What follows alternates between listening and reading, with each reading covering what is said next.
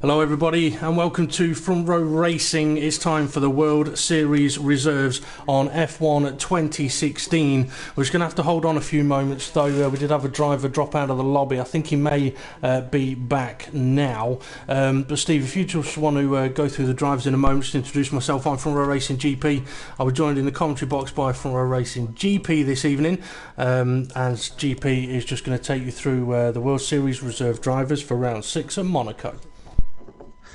Thank you very much, DP. Yeah, I am Front Racing GP. I'm also known as the Murray Talker, and DP is Ted Crabsticks.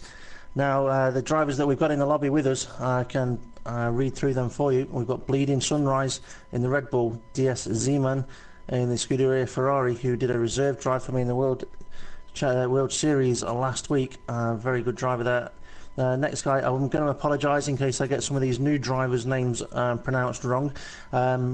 I'm going to say it as I see it. It's Bozo Jew. Yep, probably wrong. Sorry, I apologise. Woods V12, Keen Ayanda, Panda, Twist Royalty, Drew. I'm not going to say his numbers. John 94 Rhinos, SLB Mali, Kick,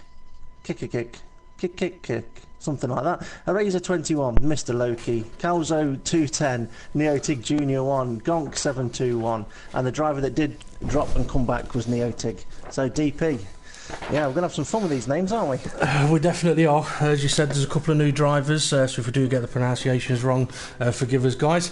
Although there's one coming up soon that the commentators are going to have real difficulty with. Now, we obviously are running a little bit delayed at the moment. Apologies for that. A couple of reasons. One, YouTube decided to play a little game with us. Just a bit of information of drivers who aren't in the lobby yet. That's Breaking Clays, Liliart, Emzeleni 8, Puso 2000 and Sergeant Hitman. There's also a few backup guys that have been sent invites as well.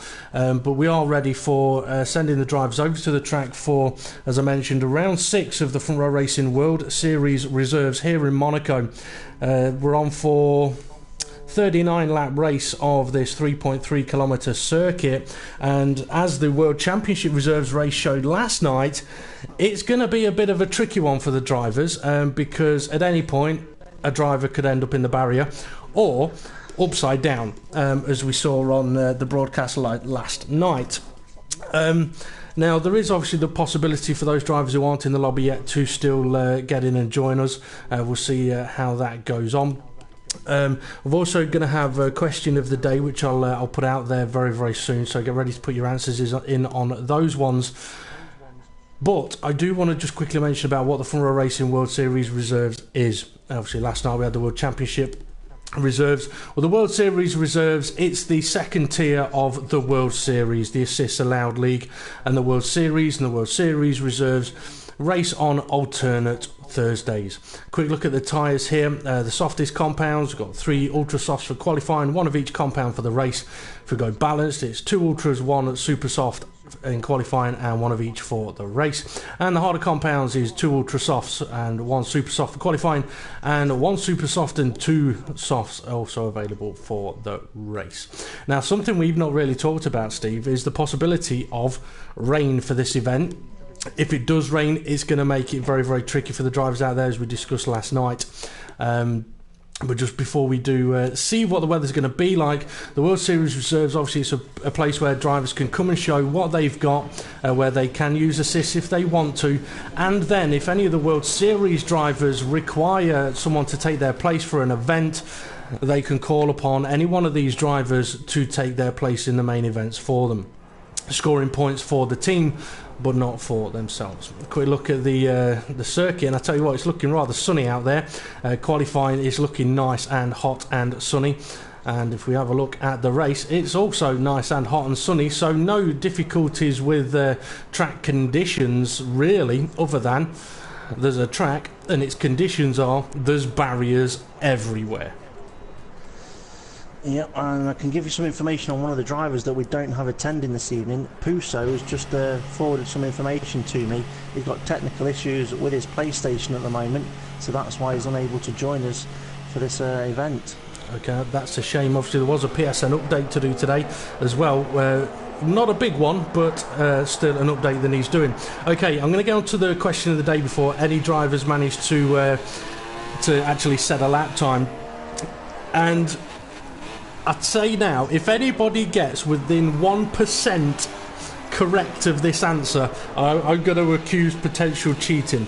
Now, Steve, I think you'll like this question. Obviously, this season I've had a bit of a theme to my questions of the day, so that theme is going to continue. Okay. What was the largest glass of beer? How many pints did it hold? So have your guesses, place them in the YouTube comments. Steve can keep an eye on those as from a Racing GP, and Steve, you can have a guess as well. But yeah, how many pints did the largest glass of beer hold? That's one hell of a question. I mean, I can imagine it being quite a large glass. I'm going to go with 100 pints just to be a, just a roundish figure. Okay. 100 pints. Well, as you're thinking about down in those 100 pints, I'm on board with SB Mali Kekec, who's just about to start his flying lap, his first flying lap in front row racing. He's new to the World Series reserves this week, so into turn one he goes on the ultra soft tyre. Nice run through turn one as well. Currently driving in the Force India, and we can discuss car selections in a moment as well. Into Casino he's going, looking quite nice. So they're all nearly into the barrier though. As soon as I said that, had to take a little bit of evasive action. It's a sector one time of a 20.4, which could be about half a second to a second off potential best sector times that we could be looking at. He's had a fairly decent run through Lowe's hairpin though. He's now getting ready to go through Mirabeau and now into the tunnel. Absolutely brave and absolutely flat out hopefully through here. Yes, he is, and now down the hill into the harbour chicane. Hard on the brakes, turn it in towards the barrier. Nice and brave, nice and smooth as well. And now to back, hold your breath, turn it in and hope that barrier doesn't come too close to you. He's stayed well away from it. Nice run through the swimming pool now. He's giving the walls a definite wide berth here, which is a sensible thing to do. Oh, until he just clips the barrier. I'm going to say it's a sensible thing to do on your opening lap. Get a banker lap in here at Monaco, across the DRS line. DRS now open, up to the finish line he's going. It's going to be a 1:14, is it? A 1:14.555 for the first lap time set by SB Mali Kekec. Kane Panda's had his lap time in validated. Mr. Loki, he's one that got a few drivers' attention last time out. Interesting event for him 2 weeks ago, so it's going to be interesting again to see how he gets on here as he comes in to the final couple of corners. Twist Royalty retired from the session. I wonder if that's a terminal DNF. I think it might be, as Mr. Loki goes across the line with a 14.202 to take provisional pole position. Woods V12, purple ultra soft tyres, purple helmet on the car. Talk about colour coordinated here in Monaco. His first sector time, a 20.1. That's looking pretty good. We'll have to see how he gets on through the tunnel section. Now, Steve, any info on Twist Royalty? It was terminal damage. That will be, if he's not got a lap set, that will be starting from the back of the grid for Twist Royalty. And I must say, he would have been one of the odds-on favourites for the race win here. Yeah, he's been showing a lot of pace in the World Series Reserve this season. He's even been able to compete in a few World Series races. Woods V12 just clipped the barrier through to back there. I tell you what, I'm not sure if I like the new style chicane of the second part of the swimming pool. He's abandoned his lap as Woods V12. Let's see, who else do we have out there? Gonk 721 starting a flying lap. He's already set one already, so he may back out of this. He has got a car ahead of him. Let's see, he's on the super soft tyre, so he should be able to do another lap if he wants. Previous sector best looks like a 20.0, and he has... Oh, it looked like he'd backed out of this lap. I think with the car ahead of him now there in the Lowe's hairpin, he's not going to be able to improve here. So yeah, I think that could be a lap abandoned or even a lap invalidated now anyway, because they're taking a little bit too much curb through Lowe's hairpin. And it is Bozo Giu that was in the Force India, and he didn't really have anywhere he could get out of the way. As soon as he did move. It's one of the difficulties of this Monaco circuit though, isn't it, Steve? Traffic. It can be a problem because you can go through sector one with a car far enough behind you, but then when you get into those hairpins, they can be on you. Yeah, I mean, I was just having a look, and I think what half the grid have done here is just gone for a banker lap because we're not seeing amazing times at the moment, but I think they're just putting a banker on the board. But Twist Royalty just went out for it straight away to try and get pole time. Unfortunately, he's had to pay. So I wouldn't be surprised if we see some drivers beating their times by quite a margin as this qualifying session goes on, because you're going to be wanting to be as close to the front as possible. That's why getting a banker would have been better for Twist than sticking it in a wall. Ooh, yeah, you're right. I was just watching DSC Man on an out lap, and it looks like he may have a little touch of lag. I'm just having a look at John Rhino's now. He's also on an out lap, and an interesting thought as a Razor also on an out lap. But I'm just going to have a flick through as Calzo 210 comes out of the pits. Drew coming out of the pits. Mr. Loki is on an in or out lap, I believe. So Mali Kekech looks like he's now on a... Is he on a flying lap? No. So, it looks like everybody may... I don't think anyone's actually on a flying lap at the moment, although Mr. Neotig may be. But Mr. Loki sitting on pole now with a 12.468. Let's see if he's going for... No, he's not going for another lap. So, we'll go and see how Neotig is getting on. Go on. Sorry, DSZ Man's just set a 19.7 Sector 1. It's not quite purple, but it's one of the quickest. It's the second quickest on the board. DSC Man. Okay, we'll go and ride on board with DSC Man. As you said, he has done a 19.7. I was watching Neotig through Sector 1. He's in the 20s for Sector 1. But something that you mentioned on commentary yesterday was that drivers do have to be a little bit careful, because you can push hard through Sector 1, push hard through Sector 2, and then at Sector 3, your tyres they just can't handle the corners that are coming at them thick and fast. So Sector 2 for DSC Man, a 35.3. How is that comparing? It's quicker than what he's gone before. Yes, it's his first time he's done it, but looking at everyone else, he's in the pits. About the second, third... Oh, what? Oh, well, that's interesting. So, yeah, I mean, just looking, he was probably about the third quickest in Sector 2, so he would have been looking at the front row of the grid. Maybe he knows something we don't. Well, that was interesting. I thought he would have completed that lap. Just going to point out something from YouTube. Puso is still trying to get his PS4 to work, so if he can get it to work, he says he's going to join. Also, I just want to give a shout out to somebody called Razor Sharp, because he's asked whether we actually read the comments or not on the YouTube chat. No, we don't. Okay, Razor 21, he's done a decent Sector 1, a decent Sector 2. Sector 3 is not too bad either. He's going to put himself in 5th position. I also want to see how Calzo's getting on with his lap. He's done a 19.8 Sector 1. You were impressed with DSC Man's Sector 1 time, which was only 1/10 quicker than Calzo. See how Calzo goes through Sector 2. It's a 35.5. That's looking pretty good. See how his Sector 3 goes on. Now Calzo is in a... Oh, there's a car in the road facing the wrong direction. It's a Mercedes. I think that's Woodsby 12. Not a lot he can do, and absolutely nothing Calzo can do. Yeah, I think you made the right choice there, Calzo. Massively unfortunate. Get it back into the pits. Go on. It was Woodsby that's reversing into the... It's just reversed into the pit lane. To get out of the way. As he reversed into the pit lane, thing is, the game, I was going to say it's reset him to track. Yeah, so well, I must say though, that was quite thoughtful in a way, because it's turned his car around for him rather than having to do a 10-point turn. Yep. I was about to say as well that Calzo's in a little bit of a tricky situation as Neotig is heading into the pits. Drew, he's on a flying lap. Yeah, Calzo's in a bit of a tricky situation, and it's a bit of a sibling situation. Calzo 210 is Conzo 1993's little brother, I believe.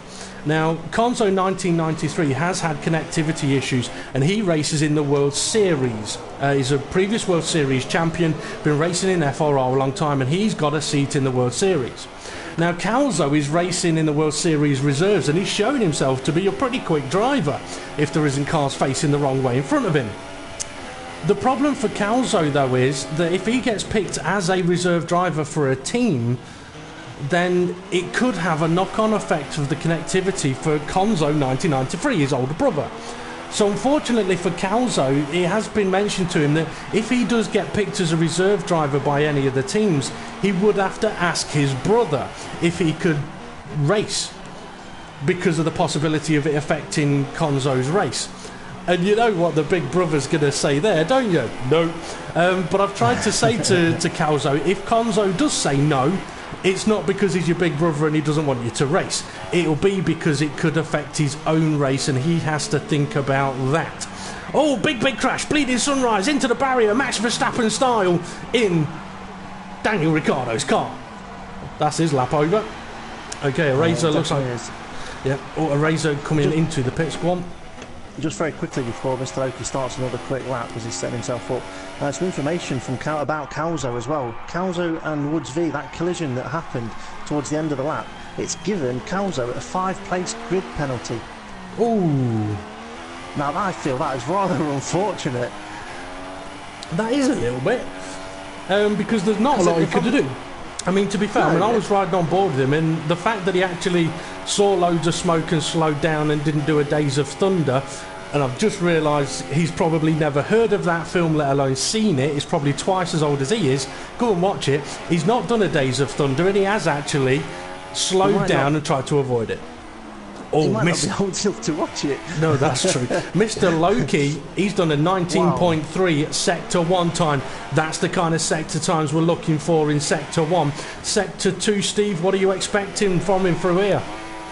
Well, his previous was a 34.4, so anything around that margin will be good from him.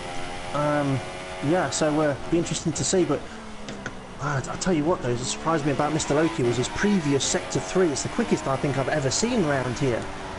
Previously, he did an 18.5. 34.1 Sector 2. I'll tell you what, his line through to back was beautiful. Car ahead of him. And the car actually got out of his way a bit, but it looked like he had and now he's spun it. He's spun it.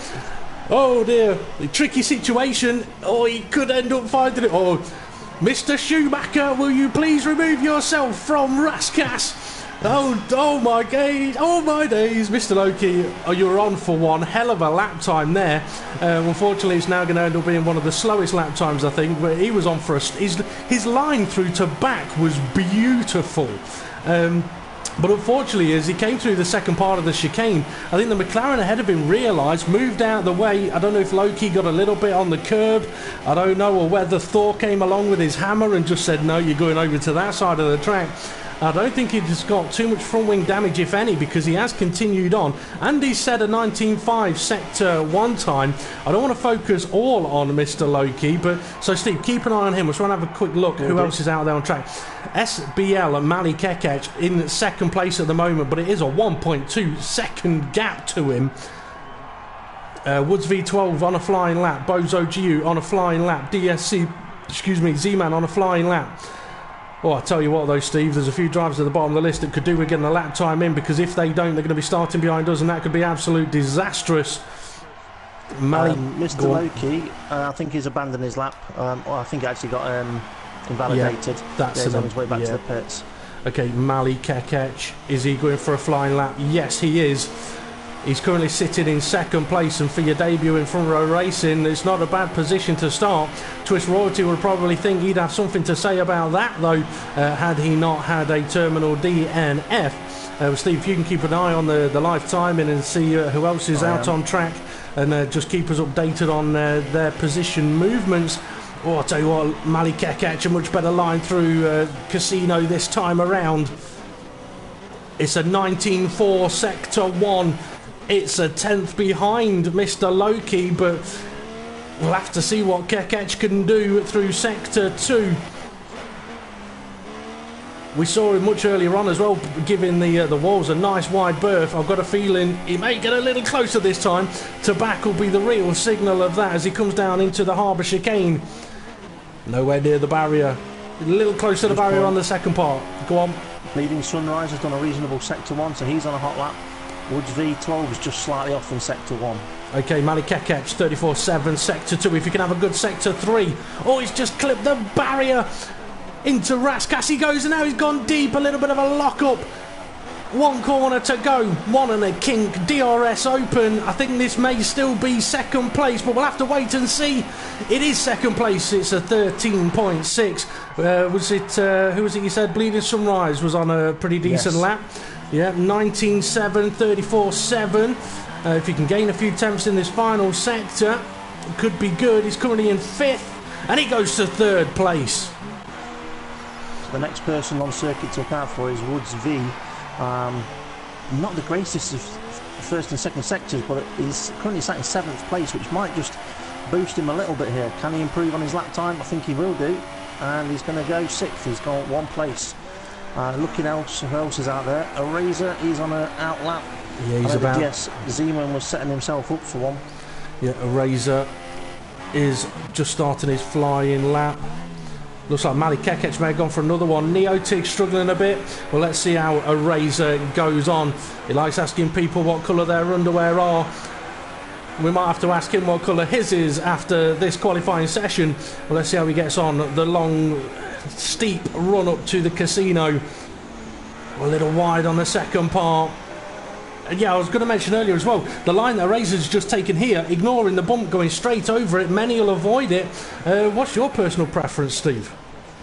Well, I think it all depends on whether you're running assists, because you can afford to run over it if you've got ABS on, because it won't affect you into the braking zone. But if you've got no ABS, you could unsettle your car if you go straight over the top of it. Obviously as well, dependent on setup. If you've got a very, very low car, that bump's not going to be very nice. Okay, a Razor's Sector 1 is a 19.8. Quite nicely through the harbour chicane. Let's see how he gets on through to back. Ooh, giving the apex a wide berth, giving the barrier a bit of a clipping on the exit through the swimming pool, not taking a dip just yet. Avoids the Verstappen barrier, now into Raskas. He's got a nice line through Raskas, no Schumacher-esque moments there. A lovely line through the final corner. DRS wide open, currently sitting in 8th place. Can he improve? May have improved his lap time, but not his position. We've got 24 seconds. Panda. Kane Panda next. He's just about to finish his Sector 1 clip to wall, slightly on the exit of Casino, but he's got a 19.9 Sector 1. I don't think he's going to beat his 4th position with that first sector. Okay. Just want to have a look at the timing screen. We've only got 7 seconds till we get kicked out. So we've got Kane Panda, Calzo, Woods V12, Eraser and Neotig all on laps at the moment, with Bozo GU trying to get out there. Oh, I'll tell you what, Calzo, 19.5, Sector 1. And as we do now get kicked out of the commentary box, I'll tell you what though, I'm going to ride on board with Kane Leander. I'm still going to call him Kane Leander or Kane Panda, anything other than Kane Iander. He's currently sitting in 4th place and he is a little further along on the track. So Steve, if you can work out who's next to approach. Swimming pool, oh, Kane's lap's over. It will be Calzo, but he got up the wall in the tunnel or on the entrance to the tunnel, so I think he may have compromised his lap. But Calzo is currently sat in he's 5th retired. Place. And there we go, he has retired. So that's going to be a 10th place start, because he has got that 5th place grid penalty. And it looks like he's on his way back to the pits. I think Eraser has abandoned his lap as well. Yes, he has, although it looks like he may be actually trying to start another flying lap. Shouldn't be able to get one in because the checkered flag should be flying now. See Woods V12, yep, his lap is over. So an interesting qualifying session there. I think Calzo may be a little frustrated. I think his best opportunity was that lap he was on earlier on, where he unfortunately got caught out by Woods V12, having a bit of a rave down at Raskas with his own little smoke machine. Are you talking to me? Sorry, I was busy reading the YouTube. That's all right. While you're reading that, I'll quickly give out the question of the day again. It's in a few moments. I'm going to have to leave this lobby so I can come back in and catch the start of the race. Question of the day is a really simple one. How many pints of beer did the largest glass of beer hold? Get your guesses in now on the YouTube comments. We'll answer the question during the podium interviews after the race. So you got all of the race to cheat and find out, but you shouldn't do that. You should just have a guess. That's all part of the fun of it. Well, I can tell you that Puso guessed at 10 pints. Hammer Time... sorry, yes. Hammer Time guessed at 50. I'm assuming it's nowhere near 10 pints then. Well, I'm Hammer just Time thinking, on guessed... a night out, you might drink 10 pints. So, yeah.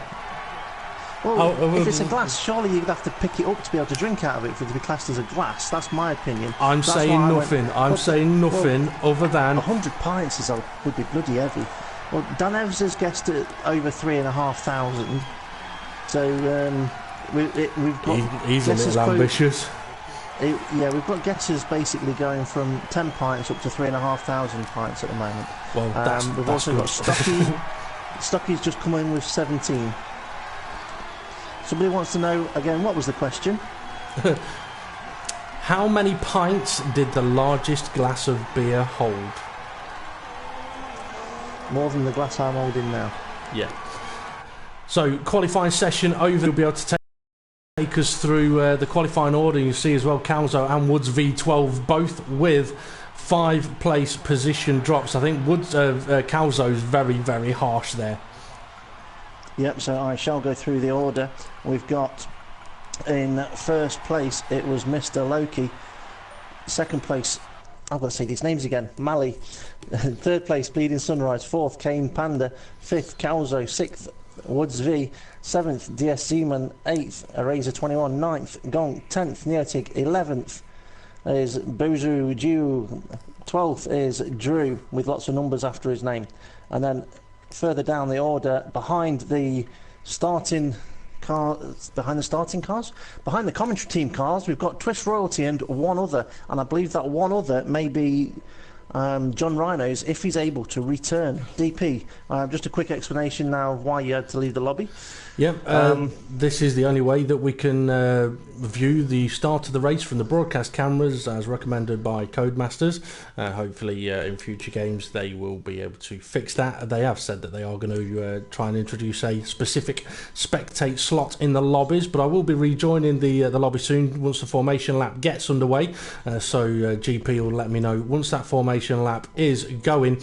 I then should be able to rejoin the lobby. It'll be sod's law I won't be able to, and if that's the case, I'll end up trying to drink the amount of pints that it fits into the largest glass of beer. So there we go. But yeah, that's the situation. So the drivers will be getting ready to start the race. The formation lap will be getting underway. Formation lap is underway. Okay, so I shall now rejoin, hopefully, and we'll see how that goes. My voice went a little bit then. We'll see how that goes. What can I say? I talk a lot.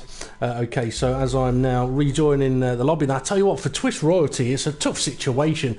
I mean, he's shown he's got speed and ability throughout the course of the season in the World Series reserves. So for him, having a terminal DNF in qualifying without having set a lap time and starting right at the back of the grid, that's one tough situation for him, especially when you've got the likes of Mr. Loki, who had a bit of a tough race last time out 2 weeks ago in Spain. He's sitting on pole position, fantastic lap time. I mean, this is perhaps a frustrating one for Twist Royalty, but maybe though, Steve, he's got to just go, okay, I'm starting from the back, I've just got to take it easy and get to the end, because I mean, for me, when it comes to Monaco, love it or hate it, the number one priority is get to the end. That is right, and I mean, he's got to get to the end, but he's got to avoid all the problems at the start of the race that you can have at Monaco. But I'm just wondering whether he may do something similar to what Simo did yesterday, which was pit on lap 1 to get himself in fresh air. Yeah, now something interesting as well, obviously, is SBL Mali Kekec in second place in his debut, and it looks like he actually overtook Mr. Loki on the formation lap. I wonder if that's a hint of what he's planning on doing into turn 1. Unfortunately, from the camera angle I've got here, there we go, we'll go on board with Mr. Loki. So as the drivers then get formed up on the grid, we haven't got long to go until the lights come on and then they go out, and Monaco will be underway for the Front Row Racing World Series Reserves. Mr. Loki pole, a new guy in second place, and here we go then, 5 lights, and out they go, and Mr. Loki hasn't moved. He's not moved off the start. His car's stationary. That's going to give SBL Mali Kekec. Mr. Loki's now right at the back of the grid. Some kind of malfunction there, perhaps. Or I wonder if he was in neutral. We have seen that before. But Mali Kekec, what a gift. Now he's leading the race. Mr. Loki will be absolutely fuming about that one. Steve, you'll have to check where Mr. Loki is, because Mali Kekec leading the race now from Bleeding Sunrise. Kane Ianda, he's in at third place. Oh, we've got a Force India going for a move on Toro Rosso. It hasn't worked for the Force India driver. I couldn't see exactly who that was. I tell you what, Mr. Loki's down in 12th place. He actually didn't move until the whole grid was past him. I just think he just wasn't ready. He just was not ready. Oh dear, oh dear. Disappointment, frustration for Mr. Loki then. Well, Mali Kekec Nice little gap he's got. It's not a massive gap, and I'll tell you what, Bleeding Sunrise, he'll be sniffing blood here with an opportunity as the guys come through the swimming pool chicane. And we'll have a quick look at Woods V12 on the back of Calzo. Calzo just behind a Razor. And Drew's not making it easy for Mr. Loki, but Mr. Loki's just managed to get through for 11th place. But yeah, good defending from Drew for a moment there. Oh, I'll tell you what, we've got Williams into the pits. I think that might be Drew into the pits. It is. I wonder as well, you know, if Mr. Loki might have been listening in and thought, you know what, you want me to have a battle with Swiss Royalty? Fine, I'll have a battle with Swiss Royalty, because that's the car who is now just ahead of him. But it was risky though, not moving off the grid if that was the option. I mean, he could have quite easily just gone on straight on at turn 1 and turned it round. Yep. But it is going to make it interesting between him and Swiss Royalty, because Swiss Royalty is the car that's directly in front of him. Yep. Okay, situation up at the front. Mali Kekec still leading. Bleeding Sunrise right behind him. Kane Panda right behind him. People say pandas are going extinct. I think this guy's showing not quite yet they're not. Into the harbour chicane they go.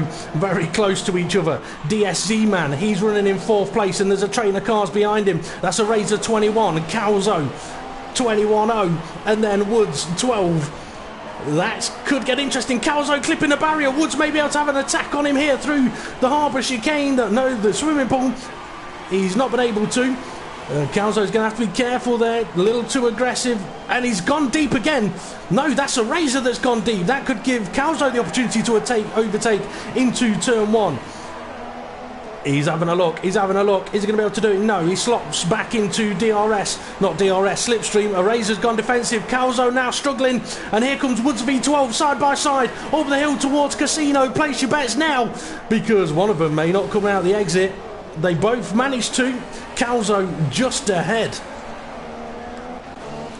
I'll tell you what, Swiss Royalty opted to start with the hardest of the tyres. They're called soft. He has opted to start on the softest compound. Drew has left the session.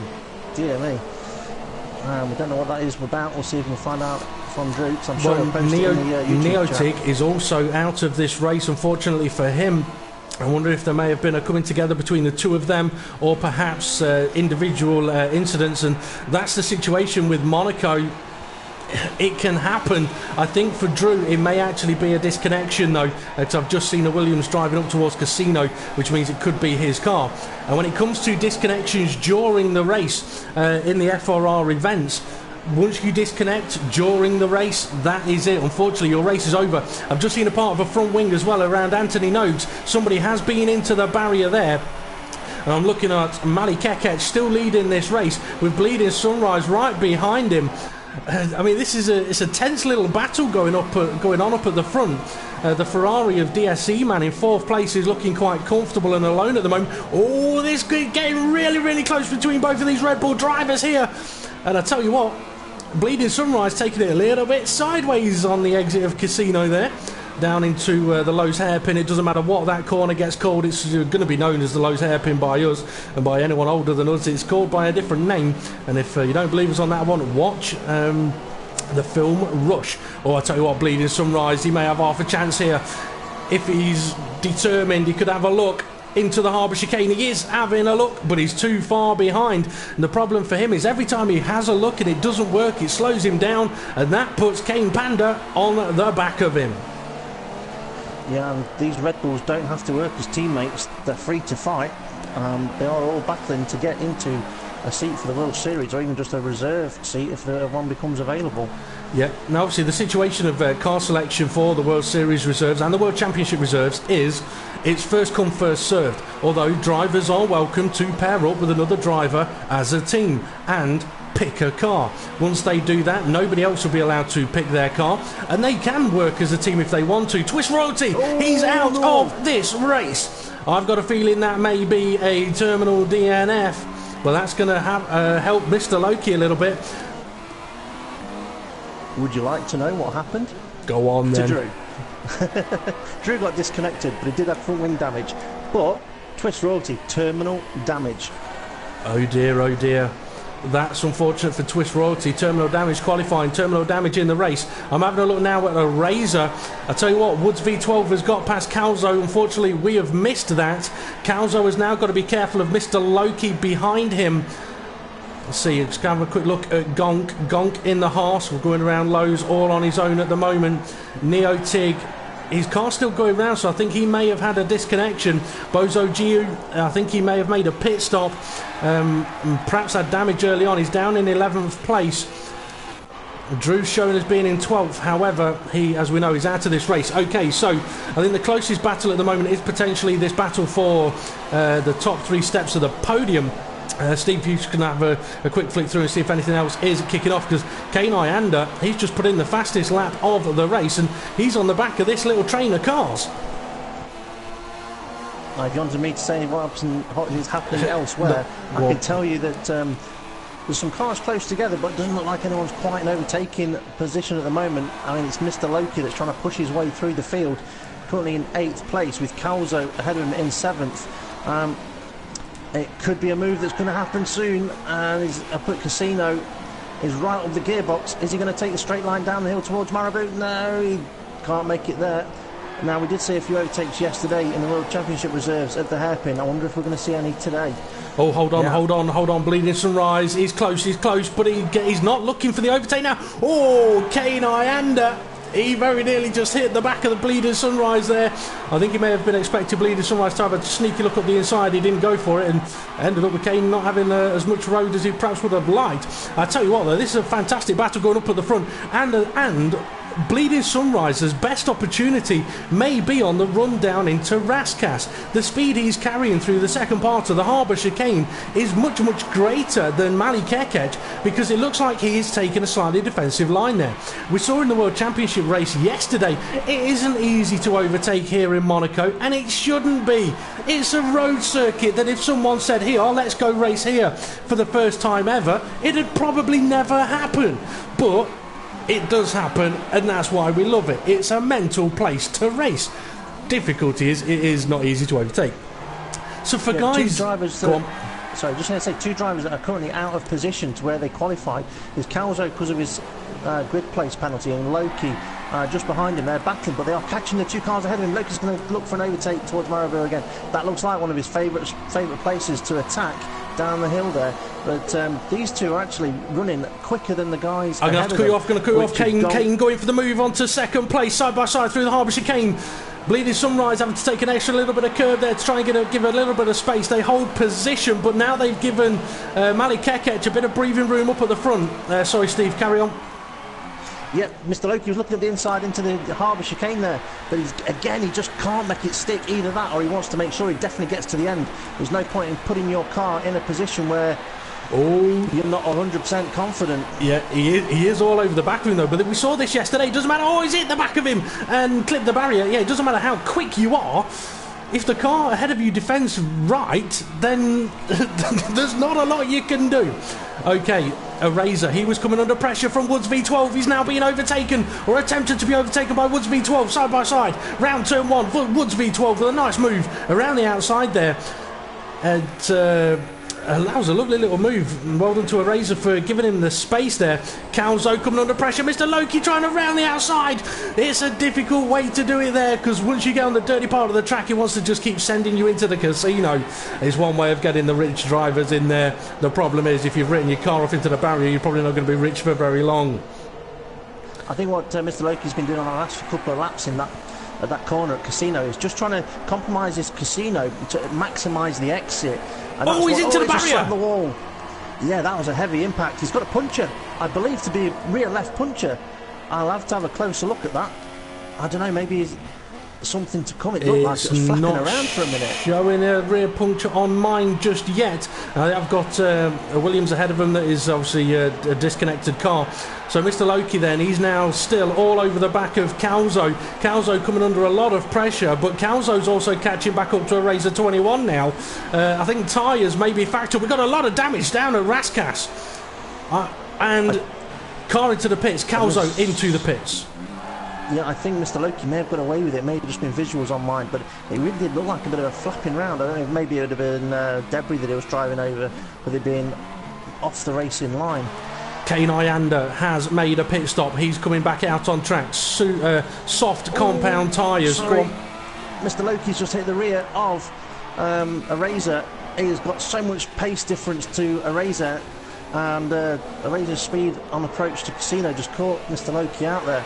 And this is where Mr. Loki, if he wants to make progress anymore in this race, he needs to clear these slower cars. I'm not saying that Eraser's slow, he's just not as quick. The thing is, that's where it's difficult for a driver, though, because obviously Mr. Loki at this point of the race, he is quicker, but that doesn't give him the right to just say, right, I'm going past you. I mean, cars, they have the right to defend a position as long as they do it in the right way, obviously. So Eraser 21 can make his car as wide as he likes. Mr. Loki having a look into back. Not quite able to do it, though. I need to keep an eye on what is happening up the front as well, though. Just want to see if Mali Kekec pitting or Bleeding Sunrise. No.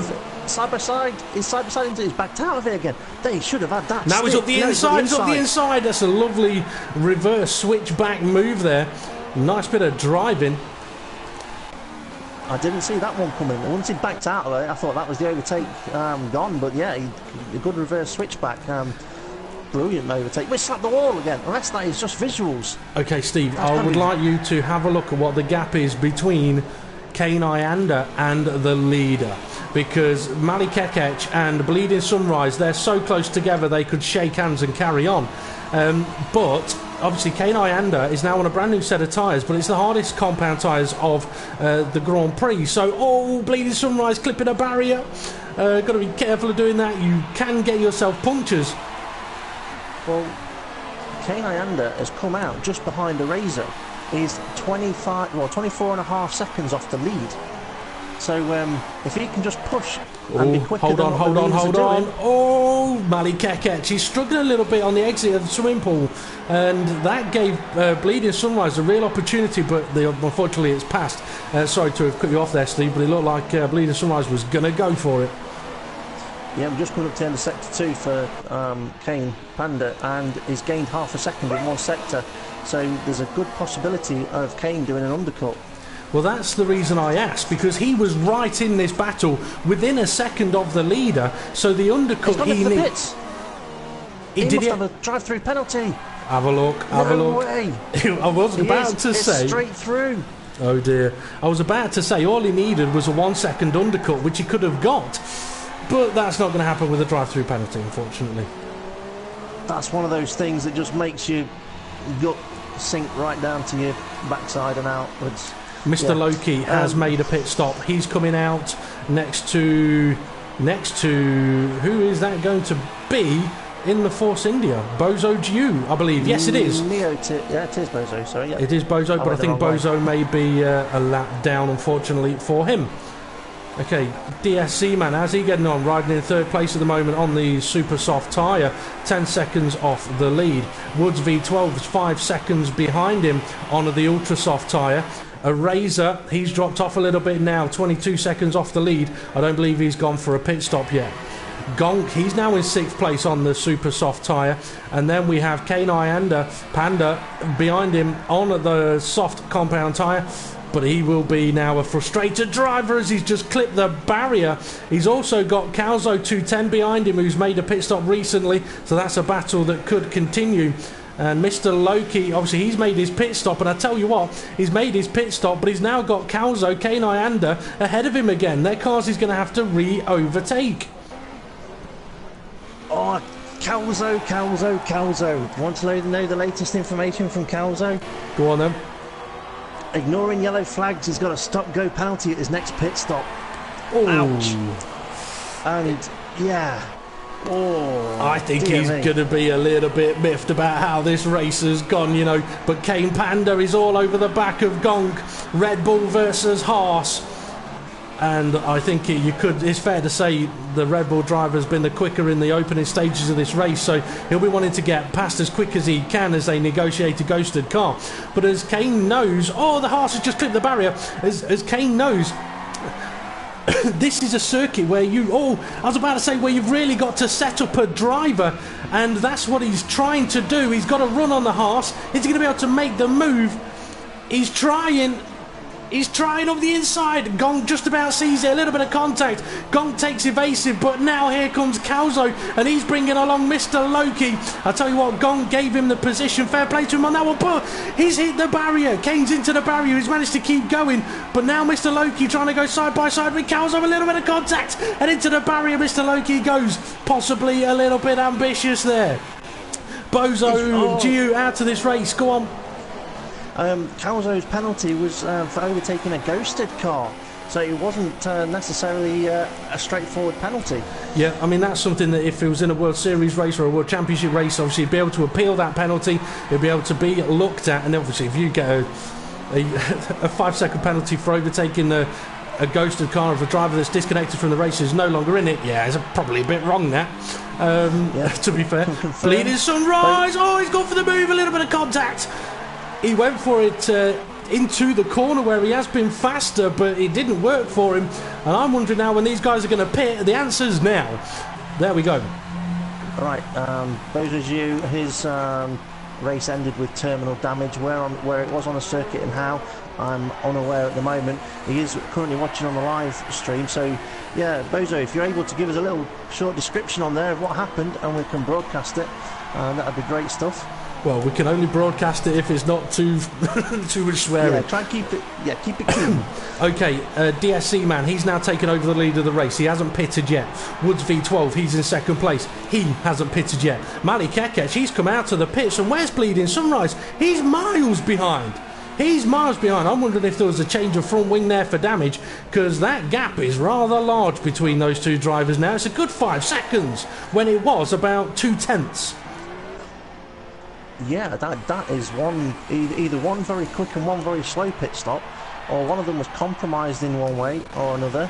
But yeah, I mean, DSC man now is in the lead, but he is only, what's the terminology for this? He's not really in that first because he is in first.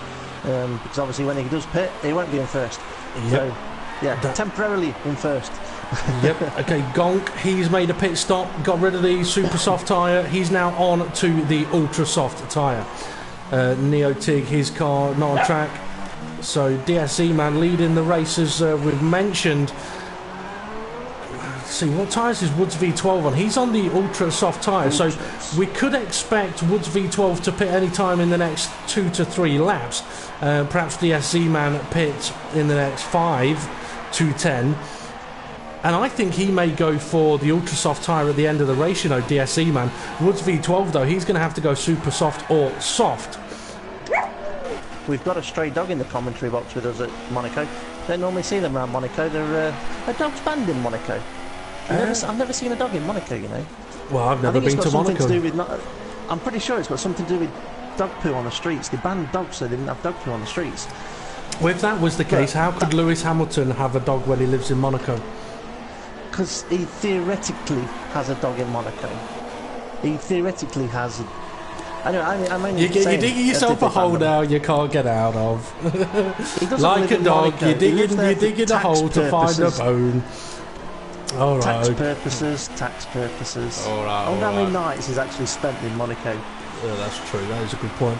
Okay, Mali Kekech, he is now beginning to close in on Woods V12. Mali Kekech, all going well, will retake the lead of this race. He's all over the back of Woods V12. He's got to go for the pits, and he does. So, Steve, you can keep an eye on where Woods V12 returns back on track.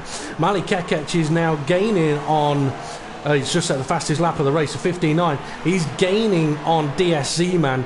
It's now down to 4.7 seconds, so he may be on the back of him before DSC man even pits, which Bleeding Sunrise will be hoping is the case, because Bleeding Sunrise may want a little bit of help here to back up Mali Kekech.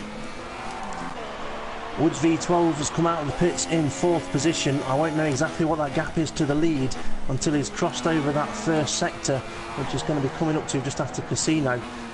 He is on the super soft compound, so he will be looking...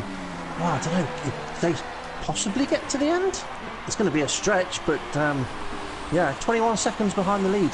So if the leaders have to pit again, and he doesn't, you never know. He's within range. Could do it. He's in, yeah, within range. Okay, Eraser 21.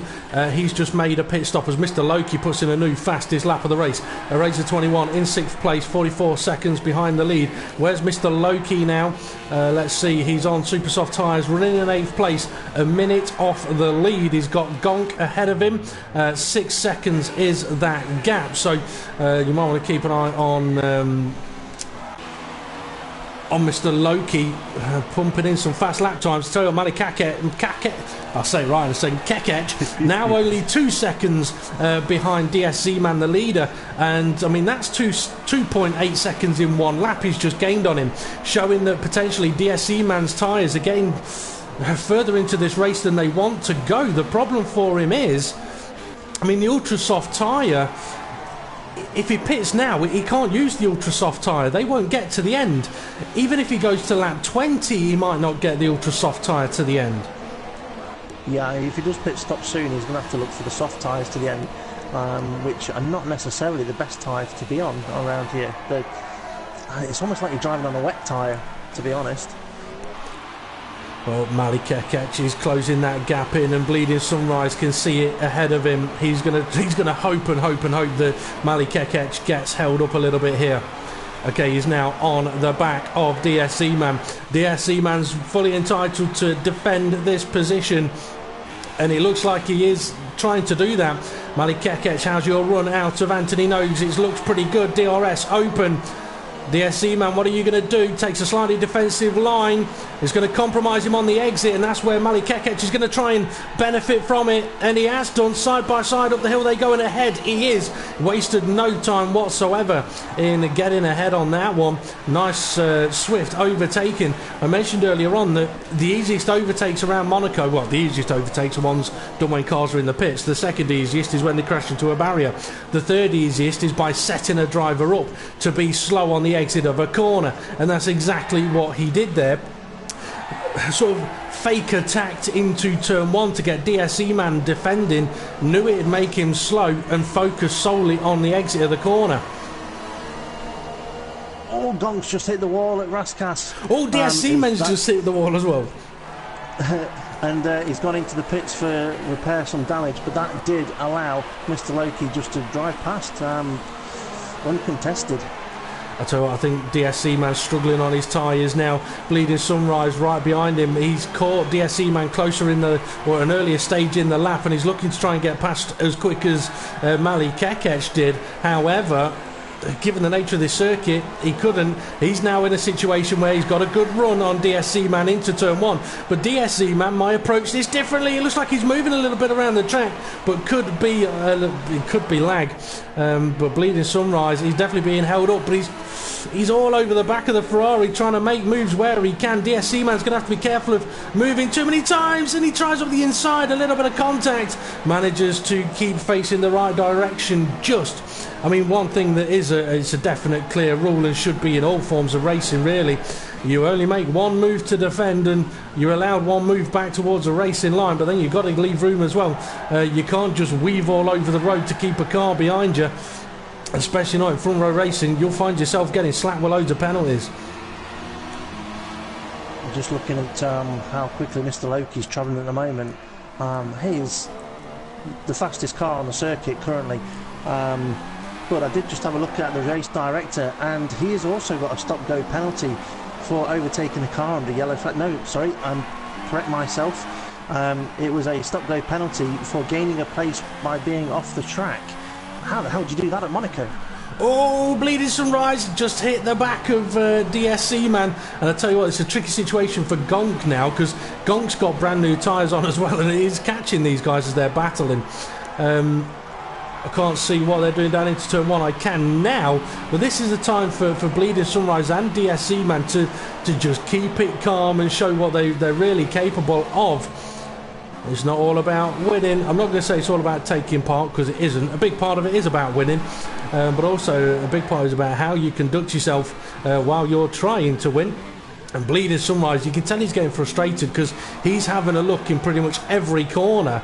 But really, what he needs to do is settle himself down and focus on one corner where he's going to place his attack. But DSC Man's just clipped the barrier again. Yeah, instead of having a look in every corner, focus on one corner and attack then. But I mean, looking from Bleeding Sunrise's view, it does look like DSC Man is moving all over the road, and if that's the view that Bleeding Sunrise has got, it would make it absolutely almost impossible to make the move. Oh no! Oh dear, oh dear. I tell you what, I think DSC Man had a bit of a moment there, made a bit of a mistake. Bleeding Sunrise went to avoid it and caught the little gap in the barrier, which has spun him around. That's going to pee him off even more than what he already might be. But yeah, I mean, that was like crashing under sympathy for him then, really. Well, I don't know if I'd call it crashing under sympathy. That was not a sympathy crash. I can tell you now. Bleeding Sunrise absolutely fuming in this car, and I mean, don't mean to be rude or offensive, but I mean, if from Bleeding Sunrise's view, DSC Man's car is weaving all over the road, you would be absolutely furious. Okay, yeah, defend your position, but you've got to do it safely. You can't just go weaving all over the road. That might not be what DSC Man's doing, but it may have been what Bleeding Sunrise is seeing. Yeah, now we are aware that DSC Man is from America. His internet strength is pretty good. We've not seen a problem with him in the past. Maybe it's something we'll have a word with him about after the race, or on the podium if he manages to get that far. Yeah, well, he is currently sitting in second place, but he hasn't made a pit stop yet. The car right behind him, that's Gonk, who is a lap down. Woods V12 is currently sitting in third place. He'll be trying to go to the end, but as DSC Man's showing, the super soft tyres, well, for him, they went about 17 laps and then they've fallen off the cliff a little bit. Woods may want to see if they'll go a little bit longer. Mr. Loke is out of the race. And that is a collision with the barrier. And I think he was just trying to put some fast times in it and just try and get something out of this race. And it is terminal damage for him. Well, what can we say? Yeah, I mean, the thing is, when it comes to World Series drivers who may be thinking, I need a reserve driver in the race at Monaco next week, either for myself or for my teammate, one of the things that they will probably look at is who was able to get to the end of the race. It's okay, well, that guy was really quick. Well, if that was all that the team was going to look at, a driver could really underfuel his car with no plan of ever getting to the end of the race and pumping in a load of fast lap times for 15 laps and then DNFing, which would be really wrong to do. But yeah, I mean, okay, it's great to be fast, but I think what a lot of the teams look for is who could possibly get me points, and if you don't finish, unfortunately, you don't get points. And I'm going to have to correct myself. He actually did retire from the race, not from terminal damage. And I'm just wondering, something is mentioned to us in the past. Sometimes he has to go to work, and I'm just wondering whether he's just figured out he's not going to get to the end of this race before he's got to leave for work. So that might be the reason why he's had to go. It could possibly be. And, you know, he did say that he said if races were delayed for too long, then it may cause a problem for him getting to the end of a race. But if they start on time, then he shouldn't have a problem. Unfortunately, sometimes delays can't be helped. Okay, I'm just having a quick look to sort of through the grid to see if there's any real battles going on at the moment. And the only sort of battle I'm really seeing is Gonk on DSC Man, which isn't for position. Well, I just want to mention something that I've just seen on the YouTube chat. There's Razor Sharp on there that they've been talking about, just very quickly say, they've been talking about who should be replacing Rosberg. And someone says, who's the guy that won GP2? Right, that's what Razor Sharp has said. Who's the guy that won GP2? Dan Evans, and he replied, obviously Dan Evans being one of the sharpest tools in the box, Hindle. Okay, sorry Dad. It was Pierre Gasly. Pierre Gasly. Well, to be honest, I mean, it looks like Verline could get the seat. DSC Man's got that puncher. I can confirm it. He's slow. He's off the racing line. DSC Man's lost those 2 positions. He's close to the pit entry, but that's lap. Is that the starting tyres? Lap 23.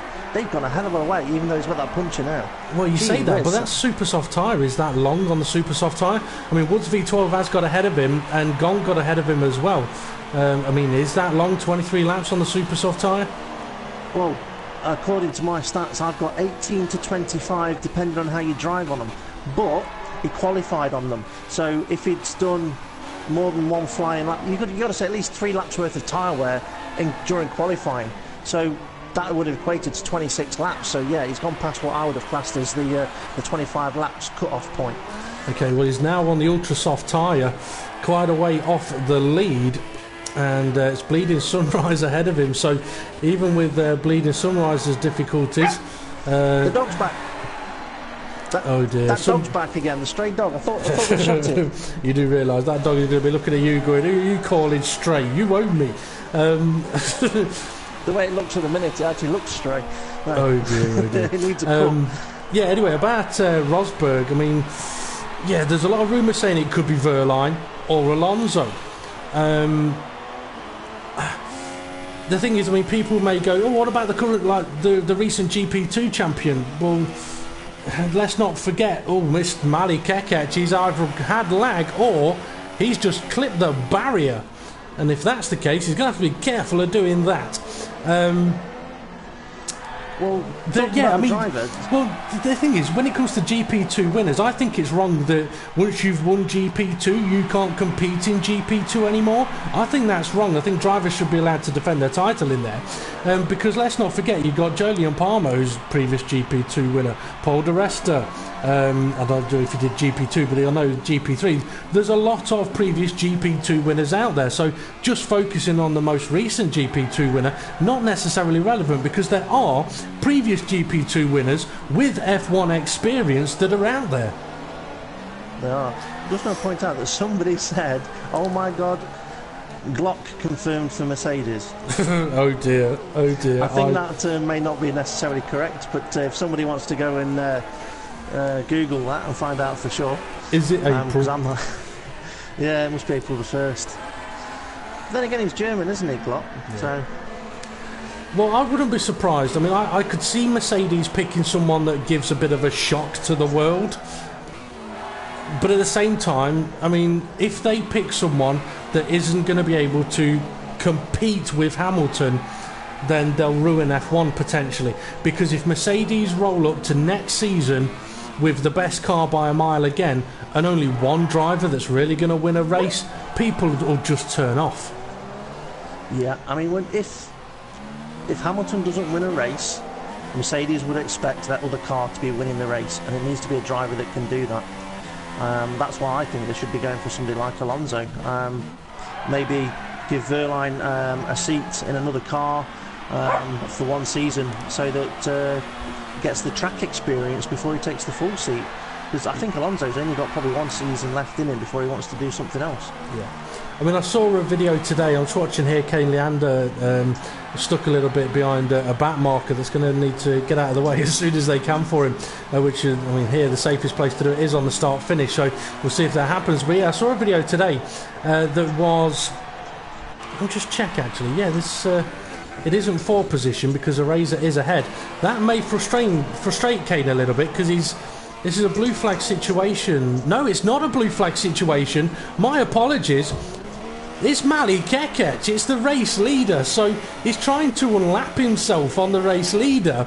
But I was trying to figure that out. I was like, I'm watching Mali Kekec, but who's this car ahead of him? And you're watching it the other way round. Well, yeah. Okay, so...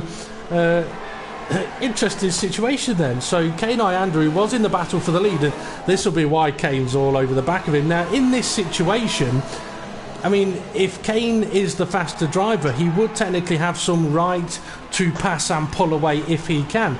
But what he wouldn't be allowed to do is cause any kind of incident. Or effectively slow the other guy down. I mean, Mali Kekec in this situation, and I've seen this happen before, is he would have the option of getting onto the start-finish straight and going, you know what, my lead's massive, I'm just going to move over and let you go. Because you're not in my race at the moment. No, but having a car stuck in your mirrors like that, knowing that he's probably going to want to overtake you at some point, you're risking your race lead. You're better off letting him go and then just following him, but not too closely, because if he does have an incident, he's going to get caught up in it. Yeah. Well, I mean, that's the tricky situation of it. It looks like Kane was having a sneaky look up the inside into Casino. I mean, at this point, I mean, would Kane be aware that that's the leader ahead of him? I mean, he's obviously aware that it's a car that has been that's lapped him previously. But yeah, he should know that it's the leader. Maybe he's had the opportunity already to overtake, but he's just not wanted to because he's not want to interfere with the race lead. Yeah, he should know that it'll be Mali Kekec ahead of him. I think he's always going for the move. He's having a look up the inside. Mali Kekec, I wouldn't say defended it, but potentially is losing a little bit of time here, which could be frustrating for him. I'm going to keep an eye on the time between him and Woods V in second place. It's currently 20 seconds. Kane got very, very close to... Mali Kekec has gone for the pit lane. I think he's decided, you know what, I'm going to get out of this one and I'm going to go for some fast laps on the ultra soft tyre. Well, that gap is 20 seconds bang on. This is going to bring him out straight where Woods V is, because it's about that length of pit stop time, the overall time. Woods V is coming round Anthony Noakes now, so Mali Kekec is just near the pit exit. It's going to be a close one. Is Woods V going to be prepared for him to be coming out the pit lane? He's already passed. He's already got a track position. Yeah, now this is where we were saying that Woods V could bring himself into contention towards the end of the race, but if he wants to win it, he's got to get them tyres to the end. Simple as that. Now, I'm going to work that out, exactly what lap he pitted on, because we did say the super soft tyres should be able to do about 20-ish laps. Depending on how you drive on them, you might be able to get them to 25. And as we saw earlier, DSZ man got his puncher on about a 26th lap on those tyres. Well, Mali Kekec is already pretty much right on the back of him with the ultra soft tyre now, 10 laps to go. He should be able to push those tyres every lap to the end. What he's obviously going to have to be careful of is Woods V12 defending on worn tyres and ending up with either one or both of them into the barrier. Woods is aware that he is there, and not only that, Bleeding Sunrise is not that far behind either. So if these two start battling, that could bring Bleeding Sunrise into the frame. I'm doing maths, that's why I'm quiet. Oh dear, if you're doing maths, we're all doomed. We're doomed. So looking back then from Woods V12's car, super soft tyres showing Mali Kekec in the rear. That sounds wrong, behind him, and closing on those ultra soft tyres, having a look into and out of Casino. But this is where for Mali Kekec, in a way, he's got to do what he did earlier on and just play it sensible. He's got now 9-10 laps to overtake Woods V12. He doesn't have to rush, but it looks like he might do. He's trying it on the exit of Lowe's hairpin. Not necessarily going to work there. But yeah, I mean, he doesn't have to rush this. Obviously, he can't afford to wait too long, but he's got a much superior tyre.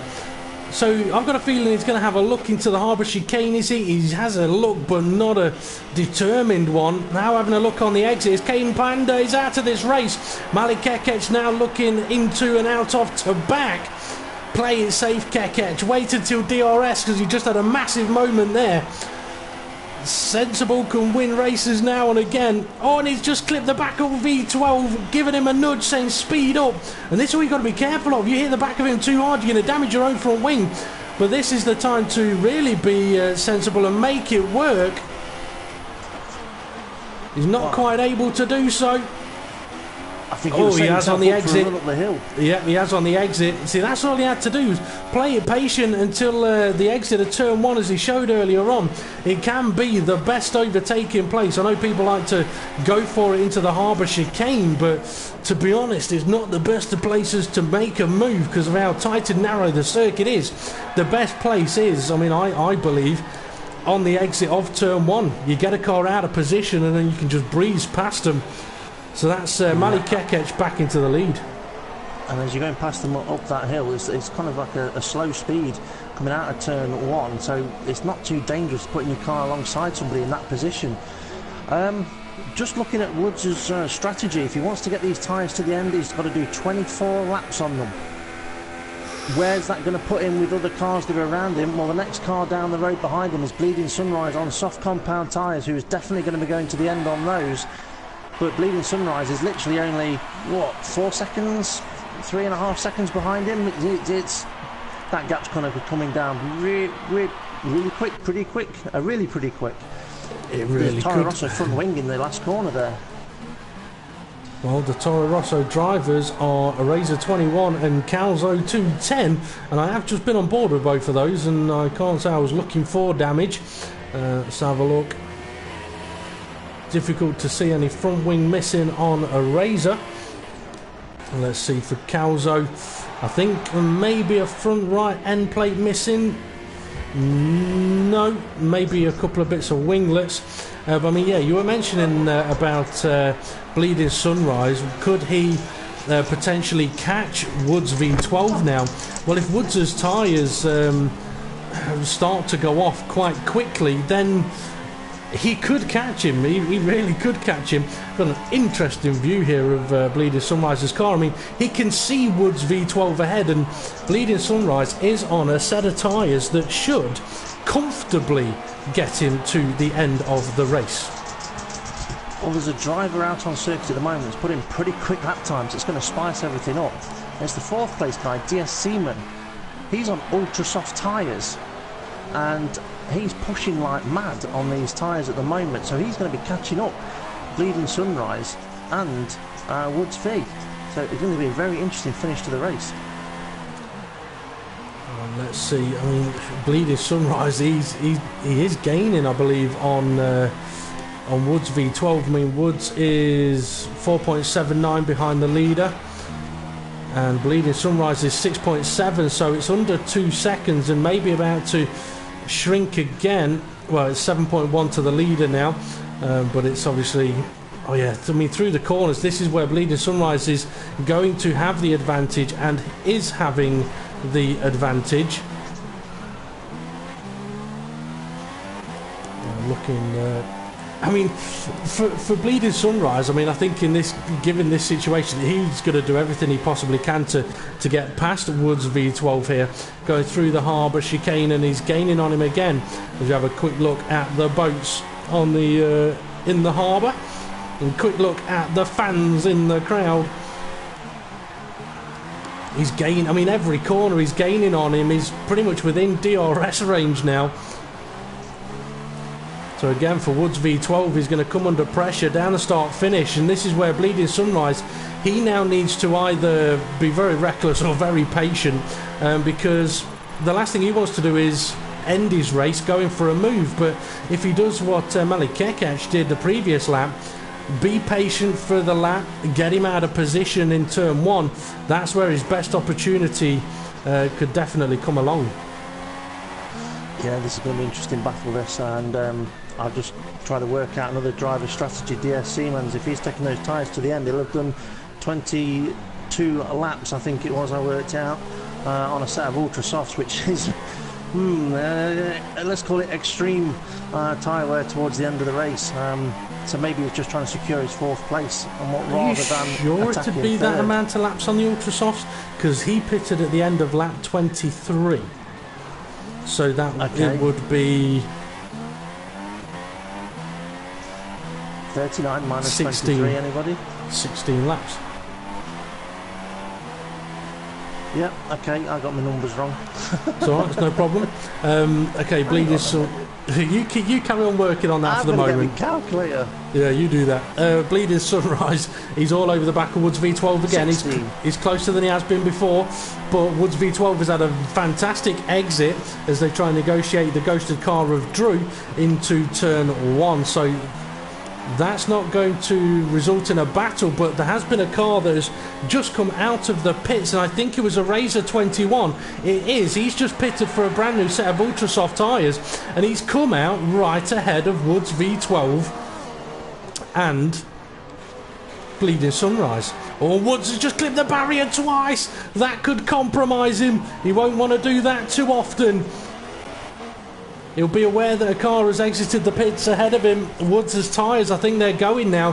He's clipping a few barriers, but also he'll be looking in his rearview mirror a lot, knowing that Bleeding Sunrise is right behind him, thinking perhaps that the car ahead for a moment is the leader and he can catch him. Unfortunately, it's not. Mali Kekec is pretty much gone. He's already on a boat ready to sail off into the sea and go and have a sing and a dance with Moana. And I tell you what, if you ain't seen that film, go watch it. It's brilliant. It's really funny. Mara. No, Moana, not Mara. No. Oh, Bleeding Sunrise. I know what you were going to say. I know what you meant. But Bleeding Sunrise is going for the move. He's trying it. It's nearly side by side into Anthony Noakes, but not quite. He ends up backing out of it. May have an attack down into turn 1. If the camera view changes, it does change, but he's not attacking. Has he got a good enough run on the exit? No, he hasn't. Woods v12 defending quite well here, making it really difficult for Bleeding Sunrise.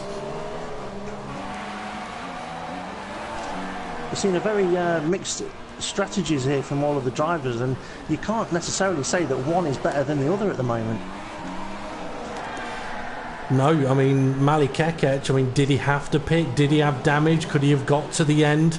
We'll perhaps find out in the podium interviews, which is something that we perhaps haven't told Malik Kekec about, that he may have to be prepared to do a podium interview. Oh, I'll tell you what, Bleeding Sunrise got a good run through the tunnel. Is he going to go for it down into the chicane? He has a look, but a big lock-up. That's going to cost him some time, and it's going to give Woods v12 a little bit of a breather. These positions might all change around, you know. Penalties, are you thinking? Yeah, I'm not going to say who's got what, but there's a few of them out there. The reason why I'm not going to say who's got what is because I'm not adding all the 3 seconds up. You know, I'll add it all wrong. Well, but yeah, just to confirm, yes, Z-Man would be 16 complete laps for him to get those ultras to the end.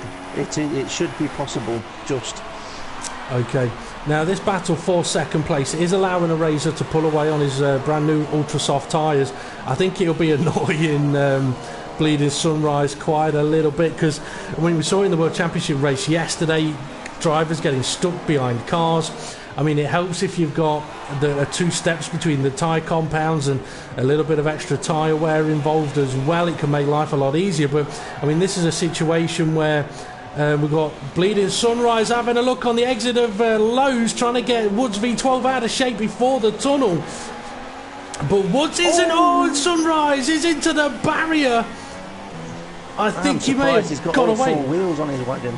Yeah, I was going to say, I think he may have just about got away with that one. Calzo's race is over. He's left the session. Oh dear, oh dear. Just have a look at Bleeding Sunrise's front wing. With Calzo, I'll see if that was connection issues or whether it was enough for him for today.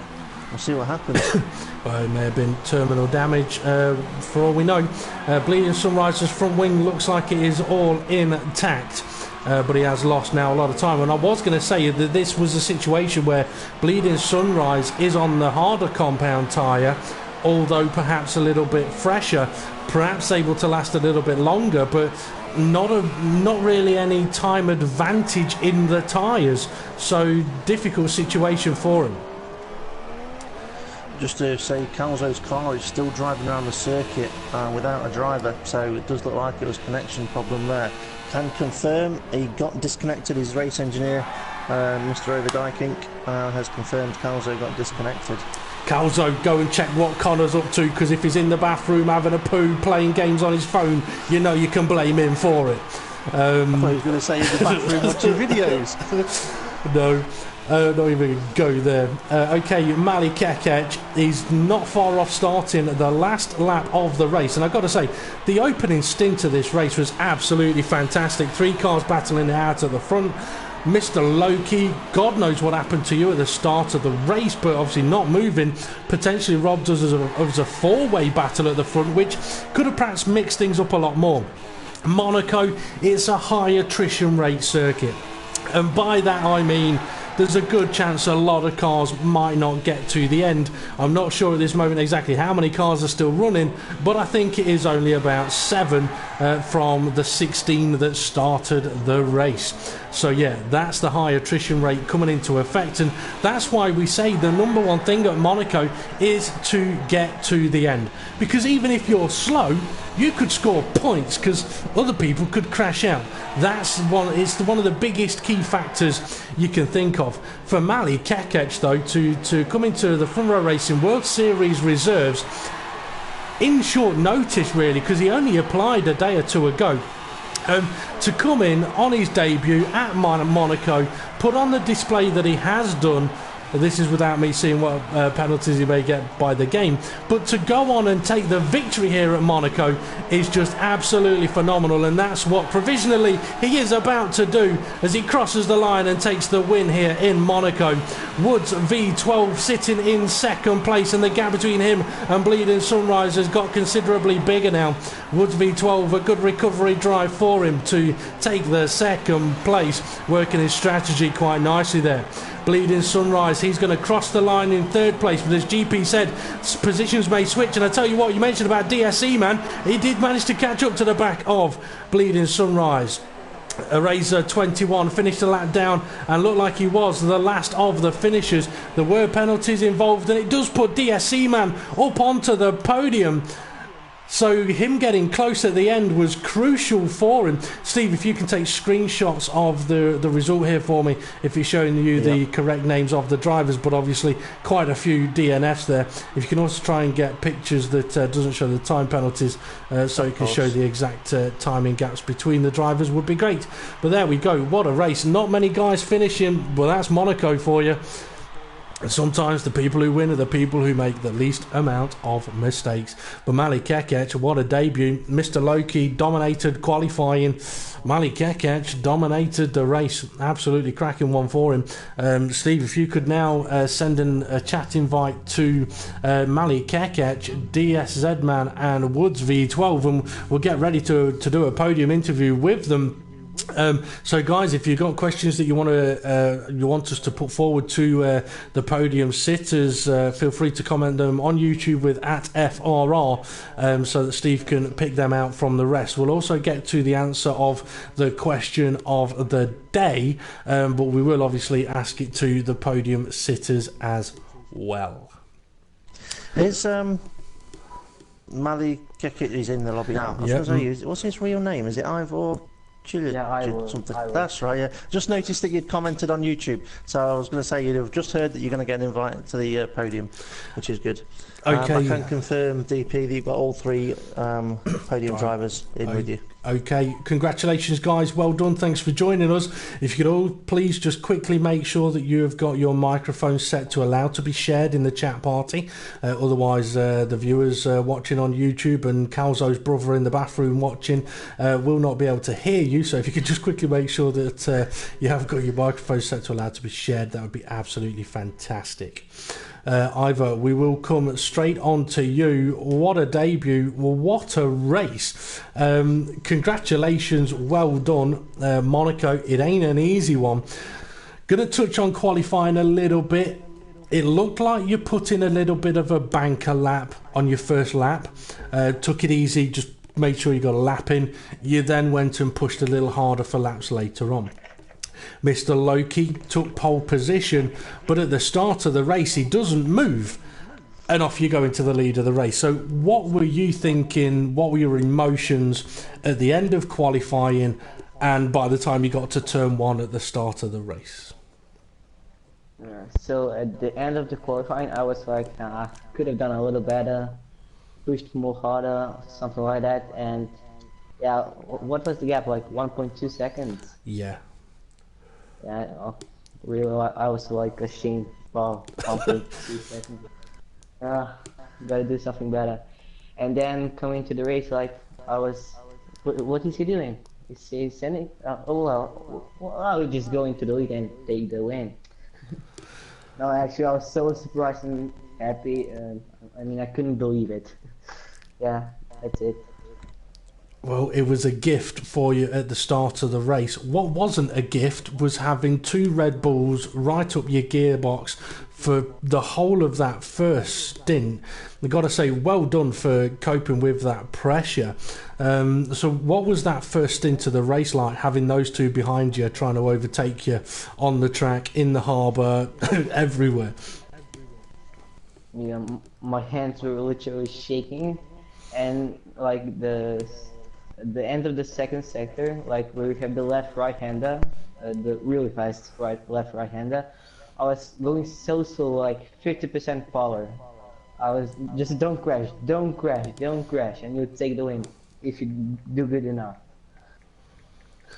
Well, it worked. I mean, it was noticeable that through that part of the track, Bleeding Sunrise in those opening stages was a little bit quicker than you, but he didn't have the speed to attack down into the final corners or into turn one.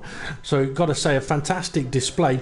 Two-stop strategy, was that always the plan, or was the late pit stop for the ultra soft tyre just I've got the space, I can do it, or did you have damage?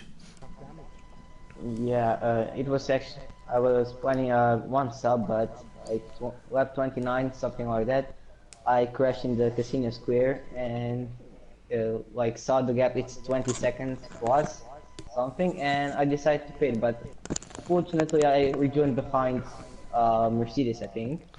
Yep. And so yeah, I was really nervous. I had a lot of trust in him, so I just went for the move and got the lead, and then really pushed hard because I had a 6-second penalty, and obviously I had to get time, and yeah, it really worked out well with a 2-stop. Well, very well done.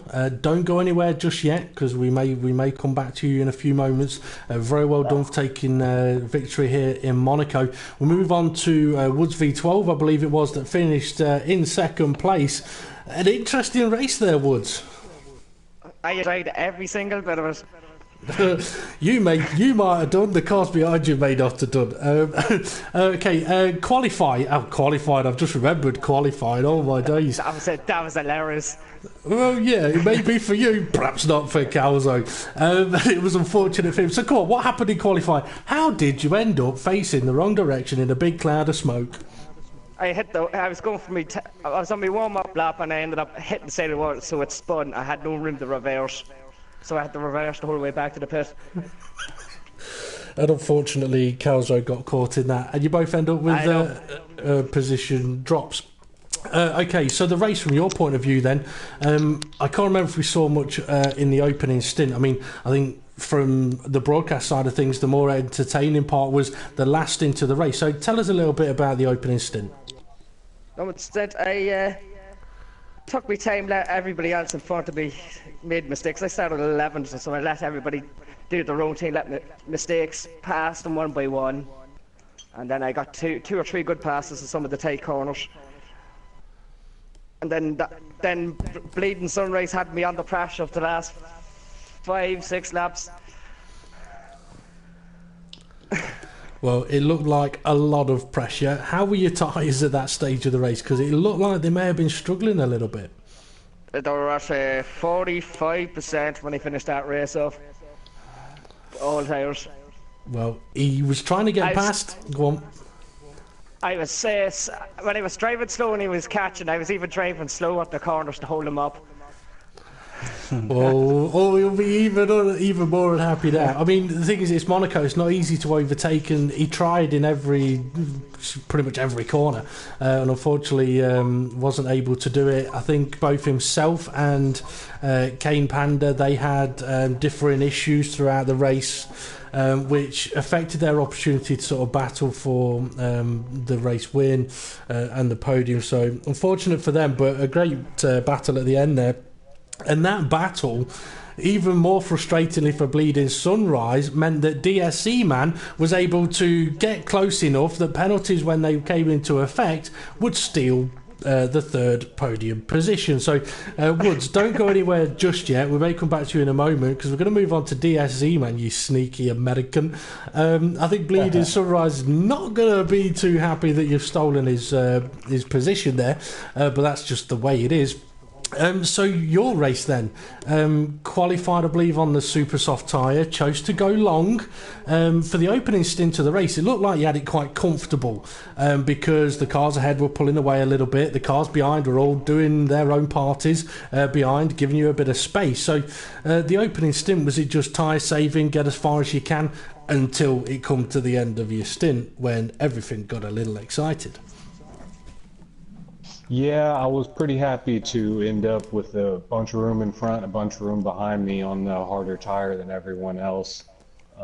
Like you said, it was all going pretty good right there until the end. Probably pushed it a lap too long.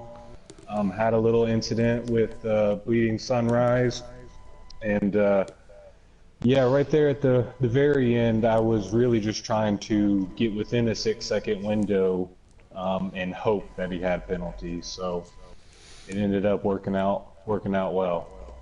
Well, it looked like you were under a lot of pressure when your super soft tyres were wearing. I mean, what was it like driving the car at that point with the tyres sort of towards the end of their stint life, guys behind perhaps a little bit impatient on fresher tyres? So what was that like? It was pretty tough trying to balance a good bit of put up a fight. It's hard to pass at Monaco, and these guys are probably a little bit faster on fresher tires, so not too much of a fight. With SBL, I kind of let off going up the front, right after turn one. I let off a little bit just to let him go through, so we wouldn't have any contact, realizing that that wasn't my fight. But no doubt I was slow. Well, on the broadcast, it looked like your car was moving about quite a lot. Now, we don't know, obviously, if it was a visual effect, and some of my comments you might take a little bit too personally. I mean, all I was saying was at the time was, obviously, there's defending, and then there's weaving about, but we didn't know if it was a visual effect or not. So if you could just clarify for us, was your car 4 cars wide, or was it potentially a visual effect? Well, you'd have to ask the people behind me. It's Monaco. It's tough to make the corner without cars around you, so there's a little bit of trying to put your car in the right spot for defending, but also trying to make the corner.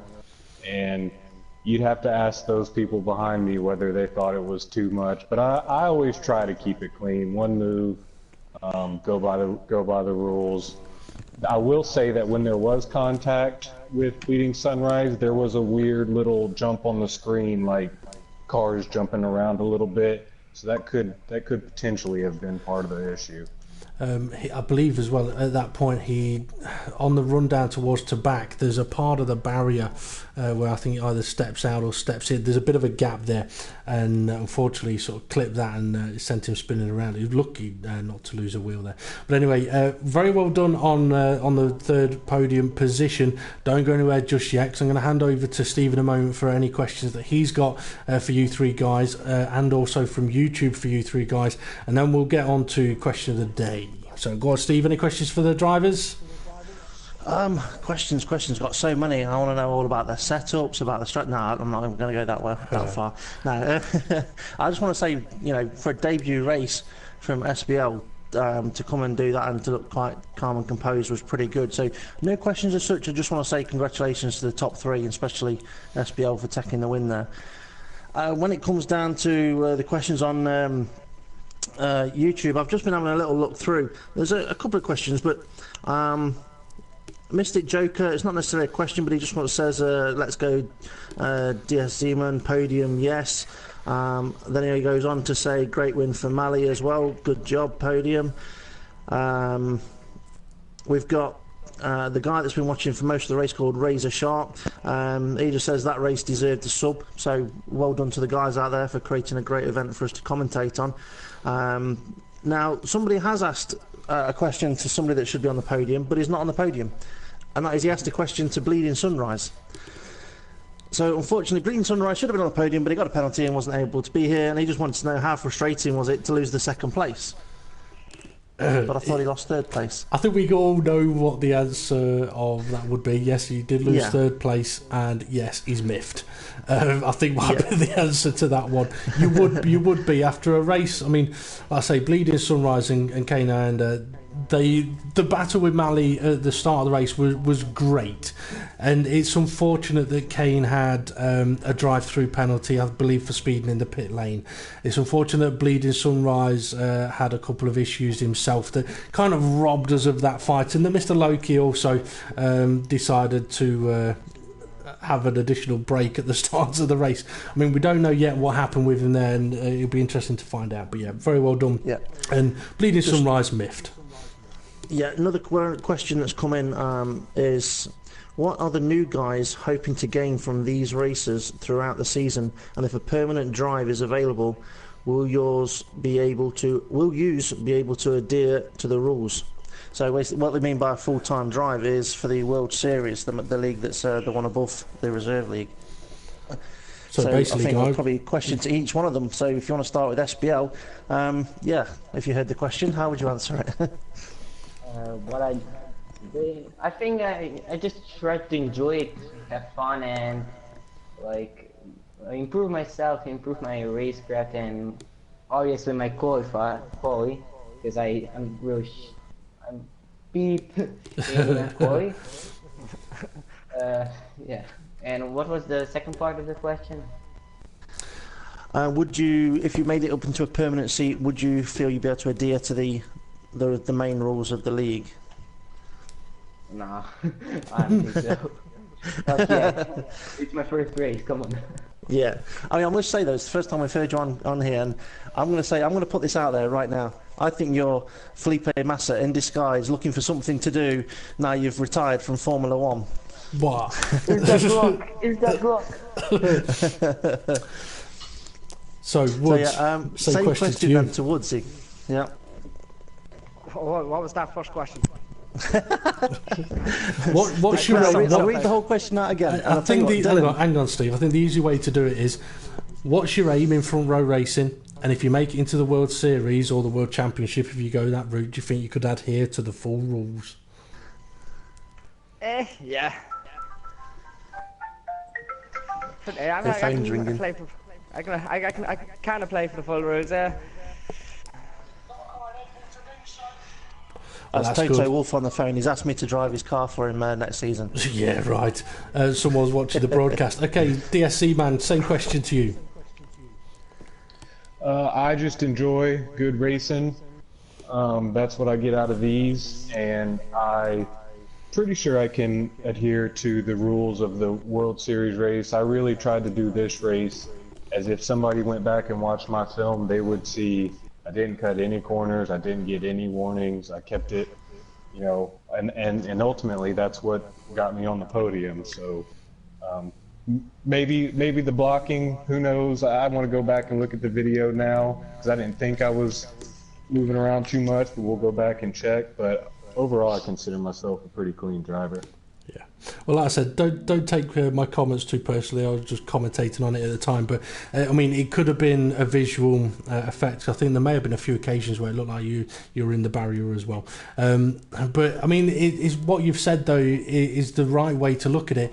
The guys that race in the World Series reserves and the World Championship reserves, if they race adhering to what the full rules are, then if they get the opportunity to move up, they don't have to learn anything new. And that's one of the big advantages of the reserve system, that they get the opportunity to race without those full rules in place, giving them the time and opportunity to learn the rules, work out what they are, watch the World Championship and World Series races, see what happens with the race directors regarding those, and realising what is involved if they make that step up. Okay, going to move on to the question of the day. We're going to ask it now to the podium sitters, and then we'll get on to giving the answer. So anyone that hasn't had a guess yet, it will be allowed to do so. So podium guys, feel free to have a guess at this question. It's a really, really simple one. How many pints of beer were in the largest glass of beer?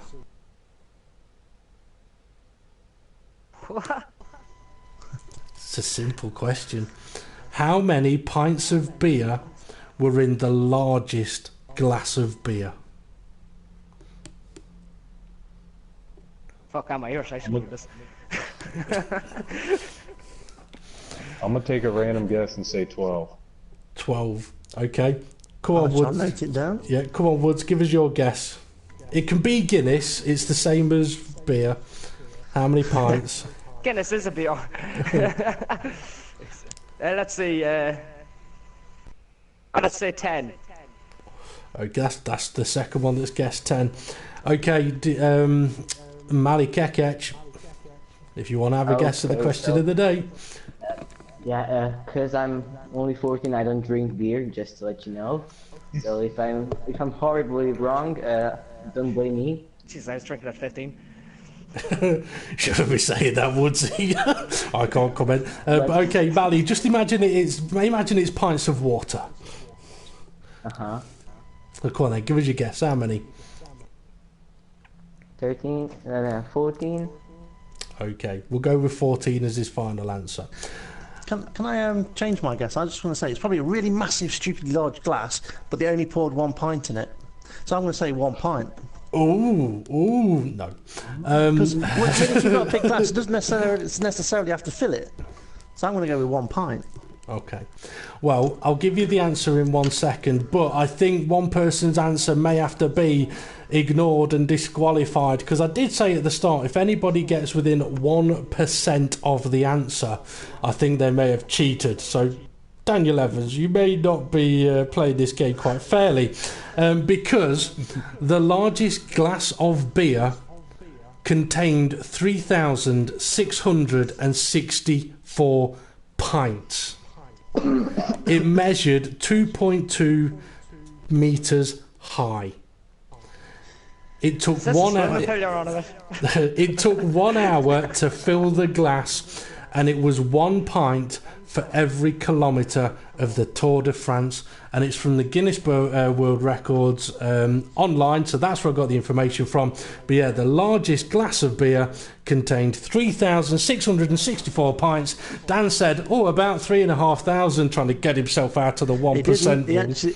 He actually said 3,664. I just didn't want to give the exact answer. He's cheated, because that's the exact answer. That's within the 1% rule. Dad, stop using Google, you naughty boy. Do you not realise you're older than Google? Okay. So does it say, we've had another... say how long it took to finish it and how many people? No, it doesn't, but I can imagine it was quite a few. Or just me very quickly. Yeah. We do have another question, a couple more questions that have come in. Do the reserve drivers and you could be called up for reserves? Is this someone just writing this to confuse me and say things weird? Alright.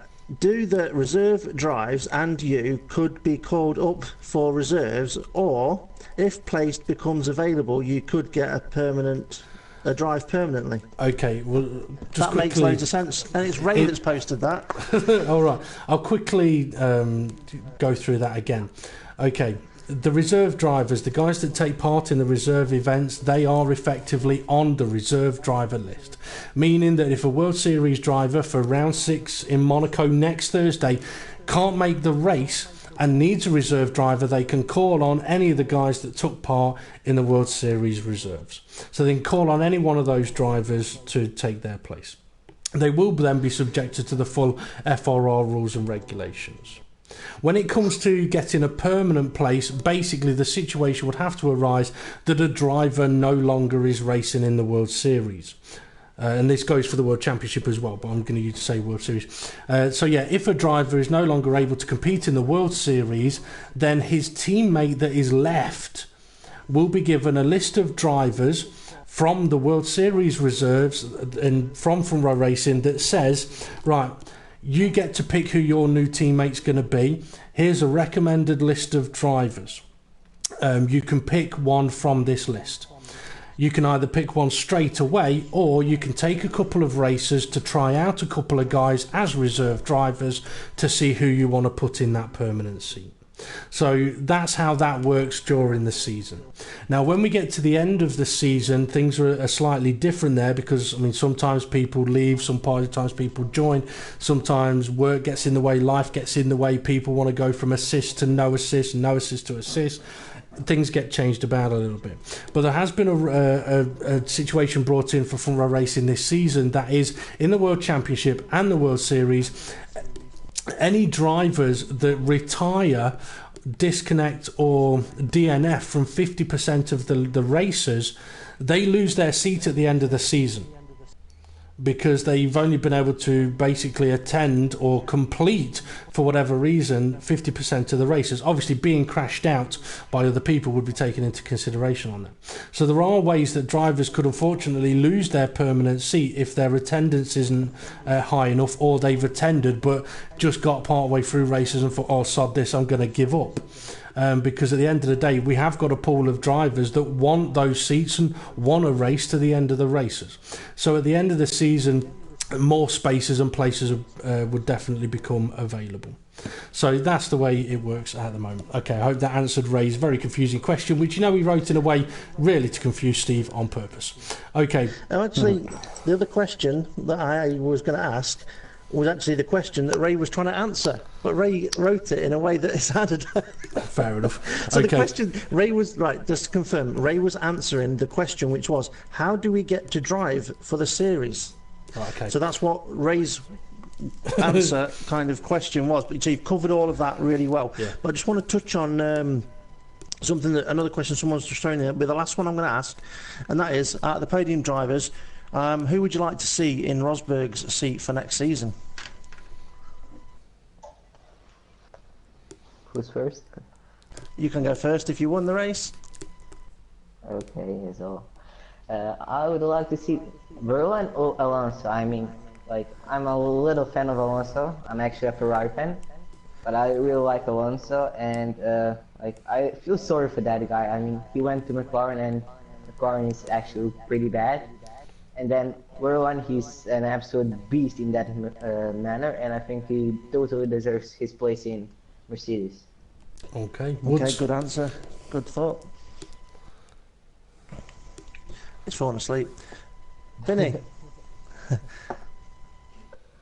Hello, Vinny. Okay, we'll move on. I think he's trying to. He's down in that pint, isn't he?